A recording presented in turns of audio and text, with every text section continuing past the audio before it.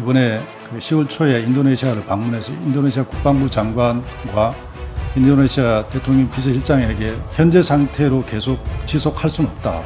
사업을 정상적으로 체계 개발을 종료하기 위해서는 인도네시아 분담금이 납부가 되지 않으면 체계 개발이 종료가 될 수 없다. 실행이 가능한 계획을 제출해 주지 않으면 언제까지 10월 말까지 제출해 주지 않으면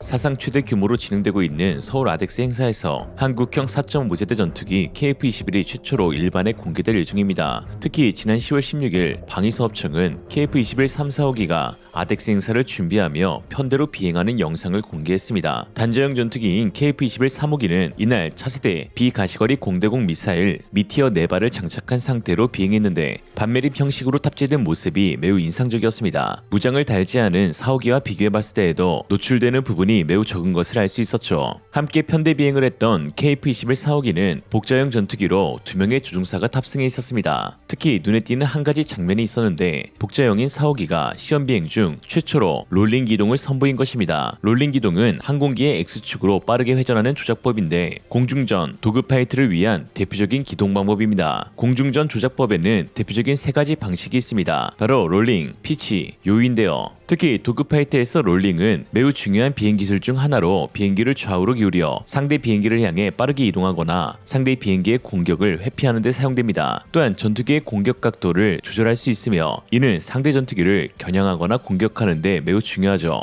방위사업청이 공개한 KF-21의 영상의 포인트는 차세대 공대공 미사일과 롤링 기둥이었고 이는 KF-21의 제공권 장악 능력을 엿볼 수 있는 기회였습니다. 사실 많은 사람들은 우리 공군이 운용하고 있는 F-35와 KF-21을 비교하면서 이 둘을 함께 묶어 다목적 전투기로 지칭하곤 합니다. 그러나 사실 KF-21과 F-35는 그 임무 수행과 역할에 있어 중요한 차이점이 존재하는데요. KF-21은 보다 더 공대공 임무에 최적화된 제공권 장악 전투기라는 것입니다. 지난 3월 유라시아 타임스는 전문가들은 말한다. 한국형 전투기는 공대공 임무에 최적화됐다라는 제목의 기사를 보도했습니다. 그러면서 항공 전문가 아브라함 에이트의 발언을 인용했는데요. 그는 더 디플로맷과의 인터뷰에서 한국은 왜 KF-21과 F-35를 합동 운용하는 것일까? 이는 지상 표적 공격에 최적화된 F-35를 활용하면서 공대공 임무에 최적화된 KF-21로 제공권을 장악하기 위함이다 라고 했습니다. 즉 군사 전문가들은 F-35가 지니고 있는 우수한 스텔스 능력으로 적의 방공 레이더 및 방공 미사일 시스템을 무력화시킨 뒤 우수한 기동성과 막강한 공대공 미사일을 보유한 KF-21이 추후 도달하는 적의 방공 전투기들을 대항하는 조합으로 운용될 것이라는 것입니다. 이로써 F-35의 스텔스 능력을 100% 끌어올릴 수 있는 기체가 바로 KF-21인 것이죠. 제공권 장악을 위한 전투기는 적대적인 공중 상황에서 제공을 지배하고 공중 공간에서 우위를 점하는 데 중점을 둔 전투기입니다. 다른 무엇보다 높은 기동성과 뛰어난 공중전 능력이 필요한데요. 이를 충족시키기 위해서는 다음 2가지, 즉 우수한 인면 하중과 추력대 중량비를 지니고 있어야 합니다. 해외 군사 매체가 입수한 정보에 따르면 KF-21은 현재 존재하는 모든 전투기 가운데 최상급의 기동성을 가지고 있다는 것을 알 수 있었습니다. 추력 중량비란 전투기의 무게를 엔진의 추력으로 나눈 수치로 전투기의 가속 성능에 영향을 미칩니다. 인면 하중은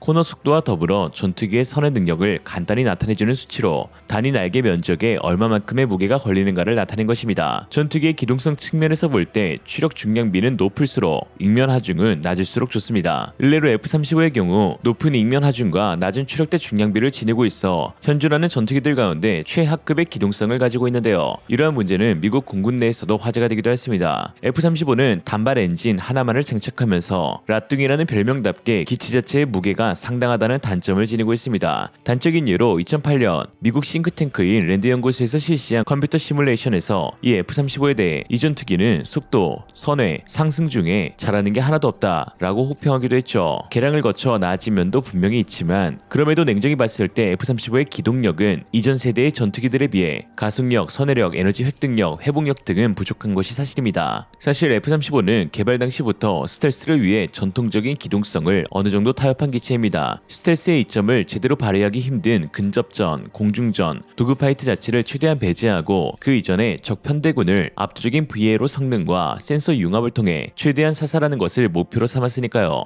이는 F-35뿐만 아니라 풍부한 자산을 활용할 수 있는 천주국 미국에게 있어 위성, 조기 경보기, 전자전기, 다른 전투기, 무인기 등 타국보다 앞선 능력을 활용하여 위치 선점의 이득을 취하고 다른 공중전은 F-22와 F-15, F-18EF 등에게 맡기며 F-35는 F-35에 최적화된 지상과 해상의 고가치 표적에 대해 정밀 타격을 실시하도록 만들어진 전투기입니다. 애초에 목적 자체가 제공권을 위한 전투기가 아니었던 것이죠. 반면 KF-21은 같은 F-414 엔진을 사용하는 FA-18EF보다 작고 가벼우며 동급 추력의 F-35보다 ing면 하중이 낮다는 이점을 가지고 있습니다. 이 덕분에 추력대 중량비와 ing면 하중에서 F-22와 매우 유사한 모습을 보이고 있는데요. KF-21이 베이비 랩터로 불리는 이유는 단순히 기체 형상이나 스텔스기 면모를 갖췄기 때문만은 아니며 ing면 하중과 추력대 중량비에 있어 F-22와 거의 동일하다는 점에서 우수한 제공권 장악 능력을 가질 수 있다는 데에 그 초점이 맞춰져 있습니다. 거기다 보라매는 최신형 기종이라는 혜택을 톡톡히 받아 3중 디지털 FBW, 렉스, 가변 캠버 날개 등이 적용되어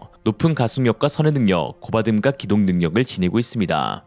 특히 F-35에 적용된 비성형 동적 모델 역변환 제어 기법도 적용될 예정인데 이는 양상형 항공기로는 F-35에 이어 두 번째로 적용되는 것입니다. 이외에도 조종사의 안전을 위한 자동 지형 추적, 자동 경로 항법, 자동 회복, 자동 지상 충돌 회피 등 첨단 기술들이 접목되었죠.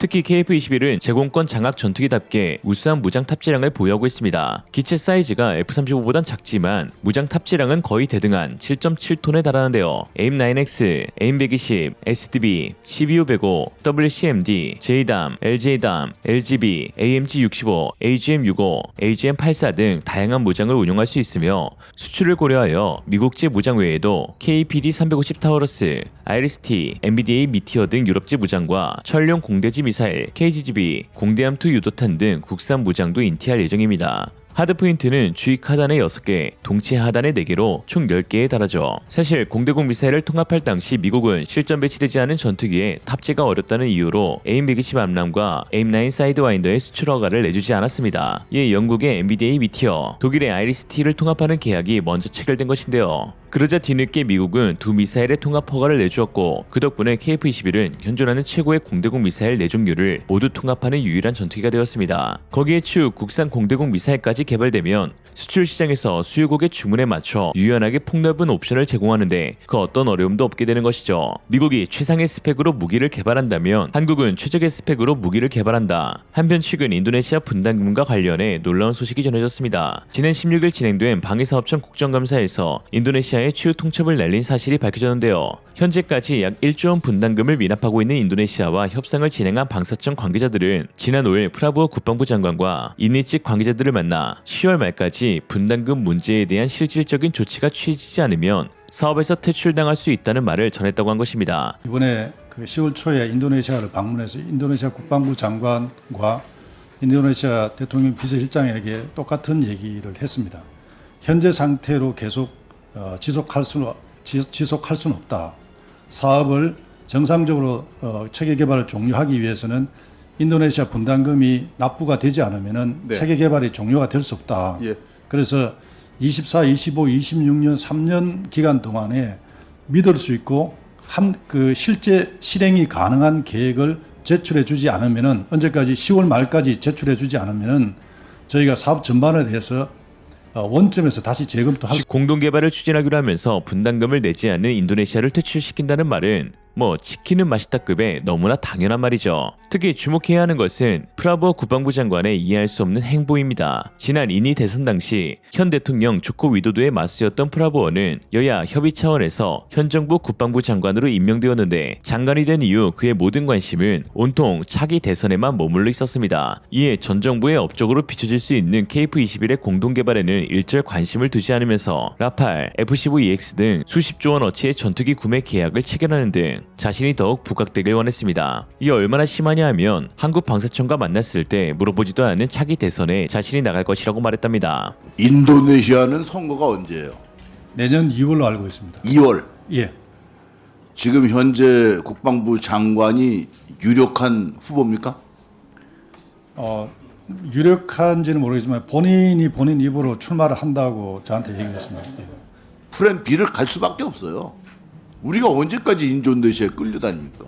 국가 간의 협업을 자신의 대선 플랜으로 치부하는 사람들과 계속 사업을 진행해야 하는 것인지 회의감이 들 정도입니다. 인도네시아의 전투기 사업은 순수한 공동개발 협력에서 벗어나 이제 국내 정치의 문제로 번져버린 것인데요. 프랑스 라팔 다수사는 프라보에게 잘 보이기 위해 개인적으로 사치 품목을 전달하면서 환심을 샀고, 미국 보잉은 한술 더 떠 F-15EX에 프라보의 풀네임을 적어두기도 했습니다.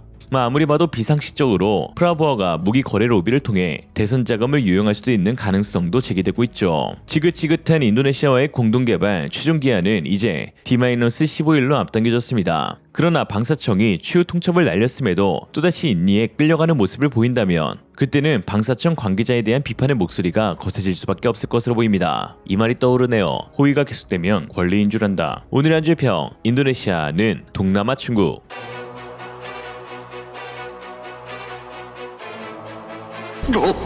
이생으로 리얼리즘이었습니다. 여러분의 생각은 어떠신가요? 현명하고 지혜로운 여러분의 의견을 지금 댓글에 남겨주세요. 감사합니다.